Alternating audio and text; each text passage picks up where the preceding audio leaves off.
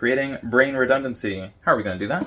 With a Commonplace book. Yes, my version is a binder. We're going to hold this up close so you can see what the heck is going on.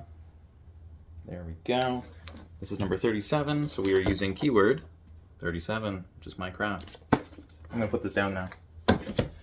So, Mastering My Craft with a Commonplace Binder. That's the title of this video. That is the title of the next video, and we're just going to go through all of this as I talk. And I might pick up the binder. Maybe not.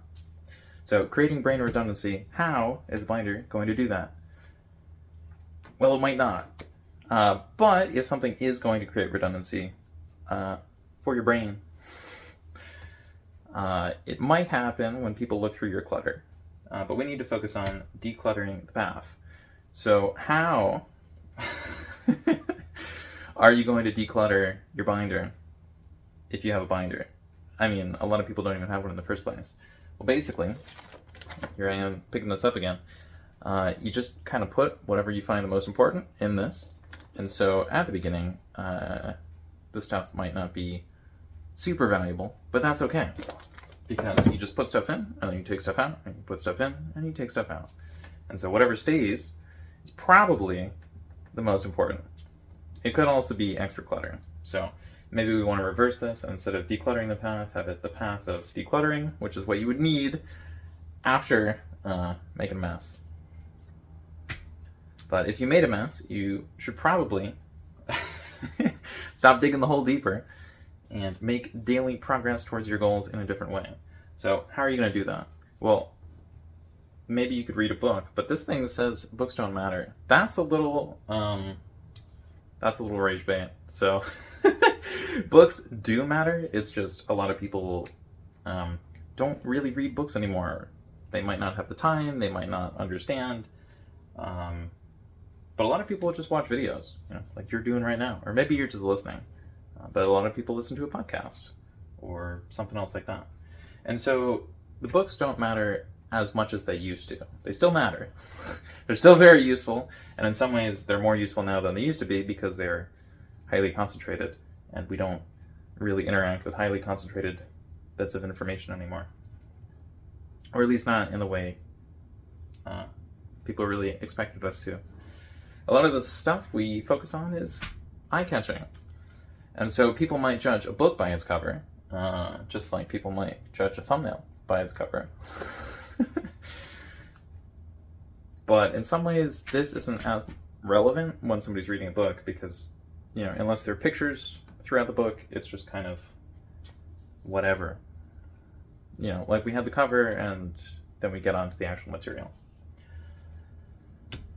So maybe that would help with improving consistency. Maybe instead of going through little text posts and being like, well, that one's good, that one's bad, I don't know how I feel about this one, we could just read chapters of a book and actually improve our consistency that way. So we'll be working on the same sort of thing. It just keeps going. That's nice. But what does this have to do with mastering my craft or mastering your craft? Well, if you keep one of these, you might be able to essentially make your own book, which you review. And then you will have more of a consistent frame of mind, or,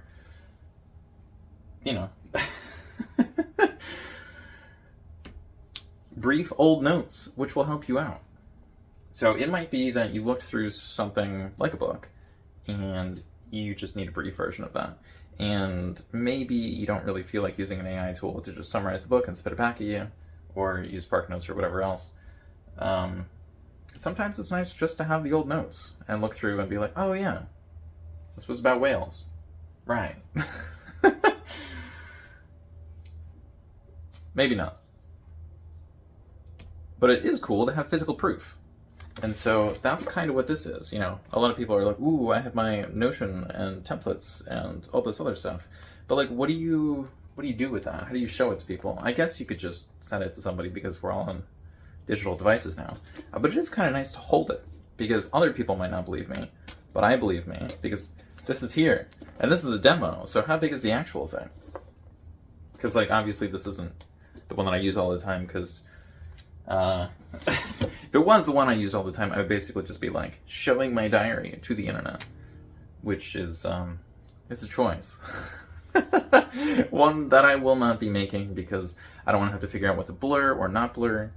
And, technically a Commonplace book is a little different than a journal or a diary. Like a journal is your own stuff, and then a Commonplace book is like everybody else's stuff, but then people also add their own thoughts and connect it, and so like it's kind of everything. It is the common place where the stuff goes. Which is why most people have a complex index. We're talking about a binder though. So an index normally goes at the back. Just like how a content section normally goes at the beginning. And I only use the content section. This is a little bit of a mess. That's fine. This is a demonstration, so like this is maybe what yours is going to look like. It's not necessarily going to look amazing at first. And next year I'm going to be talking about how I plan to get people to use this in schools and like how I think that should be done. But anyways, content section goes in the beginning. An index would normally go in the back. Sometimes people will put it in the front. Doesn't really matter. The point is, I'm using rings, which means the pages can come out and go in. However, that means page numbers make no sense at all. And so if you don't have page numbers, why would you have an index? Because there's no way to index the things if there's no staple location. Like that just, it doesn't make a whole bunch of sense. So most people have a complicated index where like they'll write a thing in their book and then they'll write down a few different places in the index like as links to like bring themselves into that page. But each page might also go in a whole bunch of different directions, and like that's cool and that's helpful, I guess. Or it used to be really helpful, but now most people have access to like control find for a document, so it doesn't make sense to page through like 200 pages of physical text when they could just press like 5 buttons. But yeah, a fifth of our lives, that is related to the school thing I was talking about for next year. So 2025 is the Commonplace Binder 101 playlist, which will be 100 videos, not 101. Maybe I should change that in the future. Let me know in the comments. But yeah, next year we'll be talking about the postgrad year, which is, the channel, and the Commonplace diploma. But yeah, a fifth of our lives is spent in school. I mean, you could say it's a fourth, a third, maybe it's a 10th if you live a really long time. But if we're just chilling in school, like, we should probably have physical proof of our work. Maybe it's good to hold on to the notes and actually figure out how they go together and what they can be used for. I don't know. I'm just saying. Yeah, so I figured this out when I was in kindergarten because there was no kindergarten homework. Why is there no kindergarten homework? Why would I be mad about there not being homework in kindergarten? Because I went to preschool for 2 years because I went in early. So I had I think it was a half day, and then it was a full day, and then I went to kindergarten. Maybe. I don't know. But we had homework in preschool. We didn't have homework in kindergarten. And I know homework in preschool sounds ridiculous. But there was no homework in kindergarten. And I was told that kindergarten was going to be great, and it was going to build on what had happened before, and everything was sequential, and it all made sense, and it was a good system, and I should buy into it. There's no homework. What am I looking at? So that means homework is bad, right? Well, then I went to first grade, and we had homework again. What? Why? So yeah, this was weird. Yeah, so I'm gonna pick up the binder again. If we don't have our notes, they're just kind of useless after school. Like, we don't have notes because we tossed them because they were useless. We don't have any brief version of this. Like, this is kind of a consolidated version of the notes. And so, like, why are we taking the notes if we're not going to use them during or after school? Why? That doesn't make sense. But yeah, it also serves as a memory device. So it might not help me master the craft, but it will help me not get worse at the thing. So, for example, if someone takes a very long break with something, it can sometimes be very difficult to get back into it. And it's like, well, I worked on this for 4 years, and now it's going to take me 40 days to get back up to my previous level. It's like, oh, really? But if you have this, you might be able to shorten that to 20, or maybe only 4. That would be cool. I don't know exactly what the numbers would be. But, you know, if you're on the road to mastery, you're probably going to be trying pretty hard, so it'll probably take you less time than the average person. Third brain. Well, you know, we've got our first brain and a second brain, so why not a third brain? So some people have a digital version and an analog version. It's like, you know, I think earlier I said Notion, but now I'll say Obsidian because nothing is sponsored. So there are no sponsors here, just happening to say words that people seem to know. So yeah, it might be you have a brain in your head and a brain on paper and then a brain digitally. But, you know, you probably only have one brain. Sorry. I think that's how that works. Value. These are valuable items, though. So if this is all handwritten, I don't want to drop this in a puddle. I don't want to leave this outside. I don't want this to be stolen. You know, like, there are just a lot of ways this can go wrong. So one thing that's good is printing. Now, I haven't printed anything in here. I probably should print stuff in here. One way I protect all of this stuff from being lost is by doing a flip through every so often. So I will be doing a flip through at the end of this playlist, and you can of course look at that after I've made it and released it. But it should be, you know, like 99 or 100. I think 100 is bonus content. But obviously that may change as this is 37. I'm gonna turn the monitor on.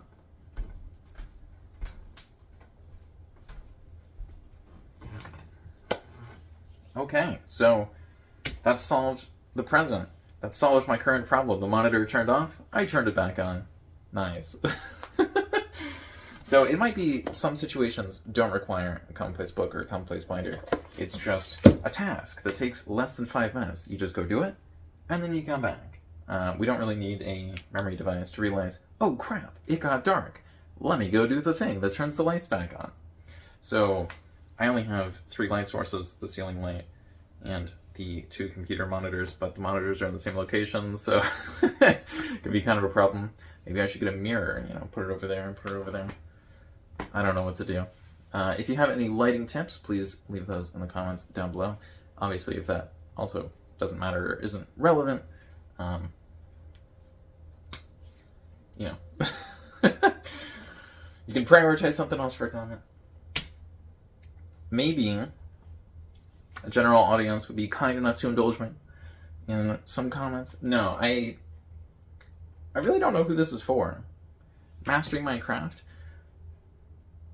Is there someone in the general audience who's like, oh yeah, I definitely want to be mastering things, and I'm gonna go watch this random playlist? I don't. Who is this for? I don't really know what to do with this. But yeah, this is sort of related to my life's work. You might say, ooh, you are young, that is very dramatic. Well, I think this is cool, and I think everyone should get one of these. And I think the easiest way for everyone to get one of these is to, I don't know, use 1/5 of our lives, you know, the very beginning of it, after we go to school, to, like, make one of these. Not after we go to school, but, like, once we are in school, I feel like we should probably be working on making a Commonplace binder. But yeah, chasing something. What are we chasing? I have known for a very long time that I don't like this. I wanted to figure this out. I wanted to know what was going on. I wanted to create some sort of slightly better school system because I thought school kind of sucked. But yeah, you might make one of these and find out you're actually looking for something or chasing something and it's right in front of your face and it's been there the whole time.